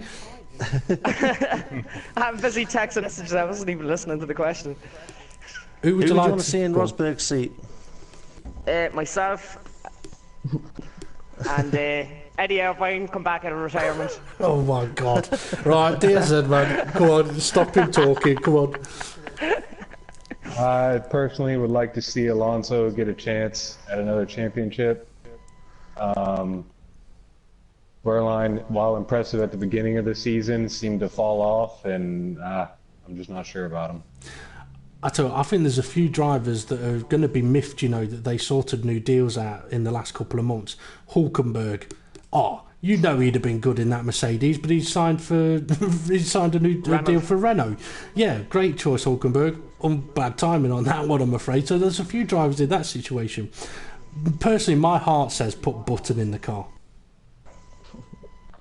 I would have loved also seeing Checo in there. Interesting. Go on, Steve. Yours. I would have to agree with in a way with Hulkenberg, to see Hulkenberg in there, but I think Mercedes are in a position where they could pick any driver on the grid that they would want, and they would just buy them out of the contract. Yeah.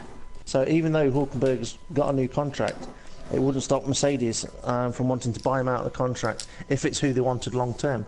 But I don't think Mercedes are looking long term. I think they're looking for probably one season until Verlaine's had that enough experience to warrant him going in the works team. Yeah, quite possibly. Okay, time to begin wrap up of the show. So guys, thank you very much for joining us for the podium interviews, and thank you for putting on one hell of a race.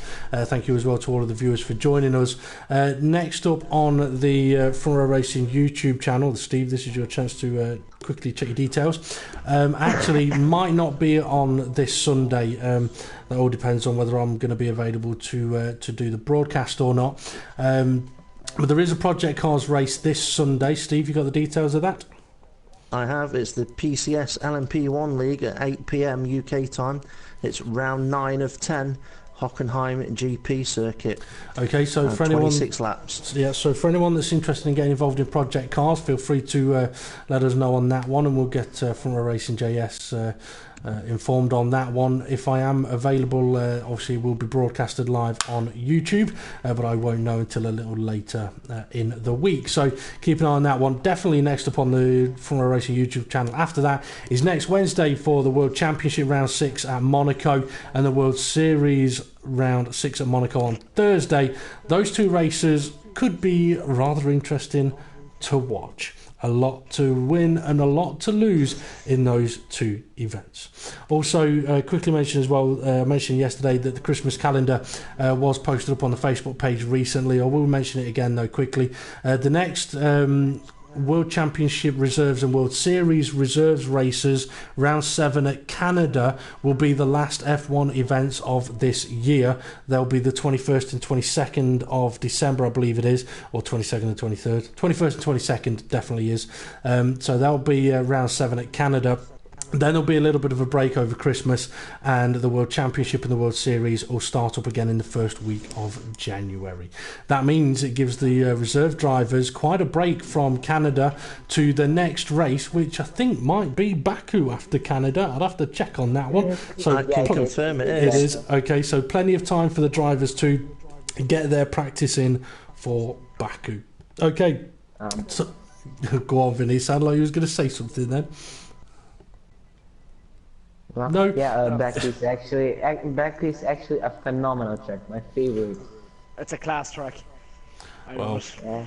These two, come and watch these two crash out in Baku in the new year, because they've just cursed themselves. That's just the way it works. But yeah, okay, time to wrap up completely then. Thank you very much everyone for watching, commenting, taking part, and GP, thank you for joining us on the commentary. This has been the Front Row Racing World Series Reserves Round 6 at Monaco.